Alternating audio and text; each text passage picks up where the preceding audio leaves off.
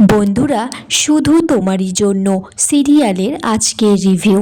রাহির জন্য নিয়ে আসা ফোনটাকে সবাই বোম ভেবে জলের বালতির মধ্যে ফেলে দিতে যায়। তখনই রাহুল বলে যে এটা রাহির জন্য নিয়ে এসেছি। রাহুলের মা বলে, তুই তো আগের সপ্তাহতেই নতুন ফোন কিনে নিয়ে এসেছিস। তখন পিসি ঠাম্মা বলছে চারিদিকে শুধু অপজয় আর অপজয় হচ্ছে। এদিকে ফোনটা লাক্সের পছন্দ হয়ে যায়। রাহি বলে, ভাই ফোনটা তুমিই রেখে দাও, ওটা তোমারই জন্য, আমার তো কোনো রকমে ফোনে চলে যাবে। এদিকে রাহির মা হ্যারিকে দিয়ে মিষ্টি আনিয়েছে রাহিদের বাড়ি যাবে বলে। তার কাকিমা তো যেতে চাইছে না, বলছে আমার তো খুব ভয় করছে। পিসি ঠাম্মা এদিকে গোপাল পুজোর দায়িত্ব দেয় রাহি আর রাহুলের উপর।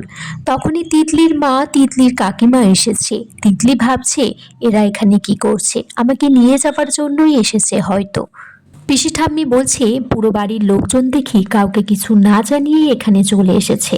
তিতলির কাকিমা তিতলিকে বলছে বাড়ি যাওয়ার জন্য, তার জন্য পছন্দের রান্না বান্না হয়েছে। কিন্তু তিতলি বলে যে সে এখানে থাকতে চায়, সে ঠাকুরের কাছে মানত করেছে।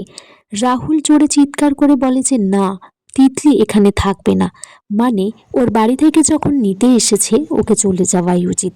কিন্তু পিসি ঠাম্মা বলে যে না, তিতলি এখানেই থাকবে। পিসি ঠাম্মা বলে যে রাহির মাকে আর কাকিমাকে তাদের খুব সুবিধের লাগছে না। রাহি পিসি ঠাম্মাকে বলে যে তার মা আর কাকিমাকে একরকম অপমান করা হচ্ছে।